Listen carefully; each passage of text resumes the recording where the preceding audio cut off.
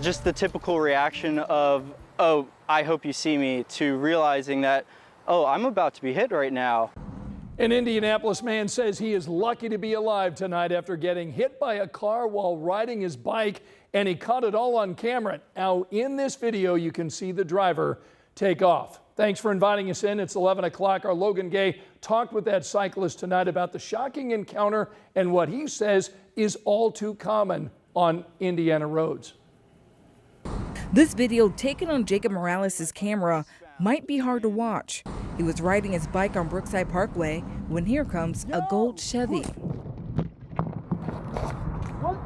They started their turn way over there, and so by the time that I realized what was happening, I was right in their line of travel.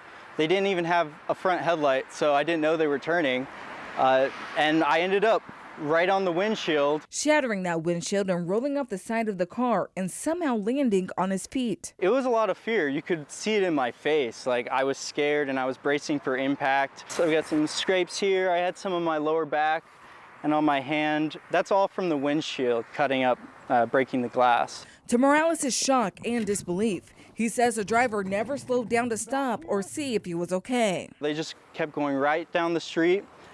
At the end of the street, they actually stopped, a door opened, maybe they were assessing for damages, but I was pleading with them to do the right thing, but they drove away. This person just did this to me, did not care at all to look where they were going, and it could have killed me. As a frequent rider, Morales says he has had many close calls on the road. Pedestrians and cyclists getting hit by cars has become a growing problem in Indiana. Just last month, there were more than 100 pedestrians hit by a driver in Indianapolis. 7 of those people died. Morales says more needs to be done. The crash that happened here was completely preventable, and it's going to take dedicated funding to make sure that we design roads safely. He's hoping someone will recognize the driver and turn them in, but if not, he hopes the driver will at least drive safer. Everybody has a family. You know, we're all pedestrians at some point in our day, and we need to have that reflected in the way that we drive. He's so lucky he wasn't badly hurt, and I can't believe the driver just took off. I know, Scott. The video is hard to watch, like I mentioned. So what's being done about this? Well, Scott, the City County Council recently approved the Vision Zero plan, and it's a plan that eliminates all pedestrian and cyclist fatalities in the city by 2035. And we break down all of that right now on WTHR.com. And I do want to mention, I did reach out to IMPD about Jacob Morales' case, and they were not able to provide any information about it tonight, but we will stay on top of it. All right, Logan Gaith tonight, thanks. New tonight at 11, a man accused of leading Plainfield police on a chase that ended in a deadly crash tonight is in custody. Avon police, who are handling this investigation, confirmed to 13 News that Brian Goodman was arrested by IMPD earlier tonight. You remember back on August 30th, police responded to a Plainfield restaurant. Officers say Goodman was possibly impaired sitting in a car. So then when they approached, they say Goodman drove away and officers started to follow. During that chase, a Plainfield officer hit an uninvolved car, killing the 2 people inside, 78-year-old Barbara Williams and 79-year-old Benny Williams. Now, according to the Hendricks County jail records, Goodman is now being held for resisting law enforcement.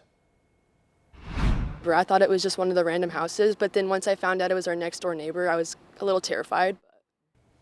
Tonight at 11, police at IU are now investigating a 4th reported sexual assault this month, all of them coming from the IU Bloomington campus. Students got this latest alert by phone last Friday evening, a reported rape at Sigma Alpha Epsilon.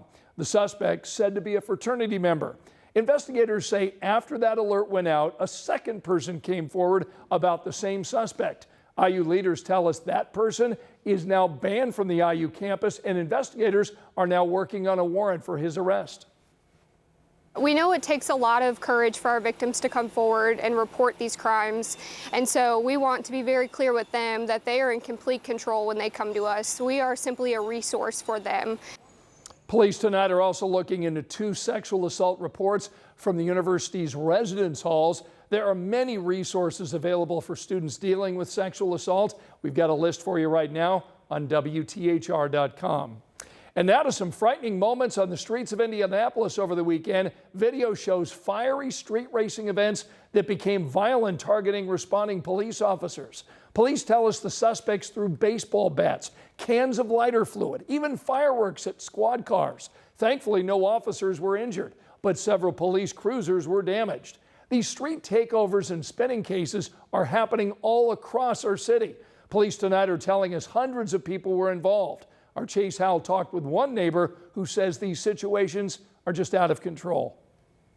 One of the street takeovers happening here on East Washington and Pine Street. Police say officers saw between 100 and 200 cars taking over parking lots like this one before shots were fired nearby. Security video from a gas station at English and Emerson shows a car doing donuts in the middle of the intersection. A few minutes later, the road lit on fire by those taking part in the street takeover. They was going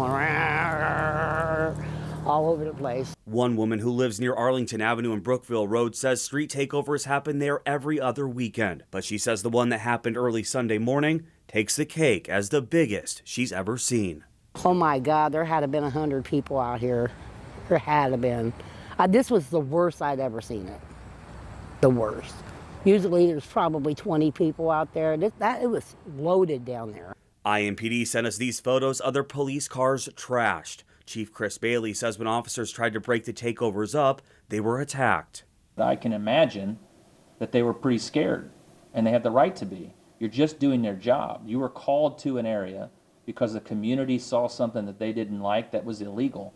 And when you get there, people approach your car, smash your windows out with baseball bats, throw flames and gas cans and oil at you. Yeah, I'm sure they were a little taken back. Police say they busted up more than a handful of these street takeovers this past weekend, 3 of them happening on the city's east side. But regardless of where they're happening, both police and people in the community want them stopped. Why don't they go to the track and do this? I mean, Kentley's right there. You want to go do donuts, go over there. You know? They don't need to do this in the, no, it's too dangerous. IMPD says since March of 2023, they've recovered more than 100 stolen vehicles and have made more than 40 arrests in street takeovers. Now, when it comes down to these recent takeovers, police say we should expect more arrests to come. Reporting here in Indianapolis, Chase Howell, 13 News. Right now, Indiana's first green alert is now in effect as authorities search for a missing veteran. 44-year-old Justin Cavan was last seen on the southeast side of Indianapolis last Wednesday. Police tell us he may be in extreme danger and require medical help. So a green alert is sort of like an amber alert or a silver alert, but this is specifically for veterans who could be in danger. This law just took effect this year. So if you have any information about Cavan's location, please call police immediately. Sean. All right, Scott. Well, our warm, sunny, dry spell continues for another day here, and you can see the results. Big swings from lows to highs. 61 this morning, 89 was the official high in Indianapolis. Not a record, but not far from it, and certainly well above our average, which is 78 degrees here. Got 90 in Lafayette, 92 in Shelbyville, 91 degrees in Columbus. Dry soils, dry air lead to efficient cooling. 50s tomorrow morning out the door with plenty of sunshine at the bus stop, and it will be a warm finish again. Maybe not as high as today, but we're still staring down the middle 80s. We'll let you know if we have any rain in the 7-day forecast in just a few minutes. All right, Sean, see you in a little bit. Tonight, the man who's accused in that apparent assassination attempt of former President Donald Trump is facing federal gun charges. So tonight, we just got an update from investigators who say the suspect, 58-year-old Ryan Wesley Routh, did not have line of sight on Trump yesterday at the former president's golf club in West Palm Beach, Florida. They say he had been staking out that property for about 12 hours. Routh made his first court appearance today. He's accused tonight of hiding out and pointing a semi-automatic rifle less than 500 yards from where the former president was playing golf. A Secret Service agent spotted a person in the bushes just outside the fence and fired at him. Investigators released this video of his arrest. A witness helped lead officers to the man's location in Martin County, Florida. Oftentimes in law enforcement, we tell citizens to be vigilant and aware of their surroundings. Yesterday, a citizen provided remarkable assistance, which led to the arrest of this subject. We appreciate the public's diligence in passing potential tips and information regarding the subject and this incident to the FBI. Tonight, investigators with the FBI and U.S. Attorney's Office are now combing through the suspect's online history. Members of a bipartisan House panel looking into the first assassination attempt against the former president back in July tonight are asking for a briefing on this latest investigation.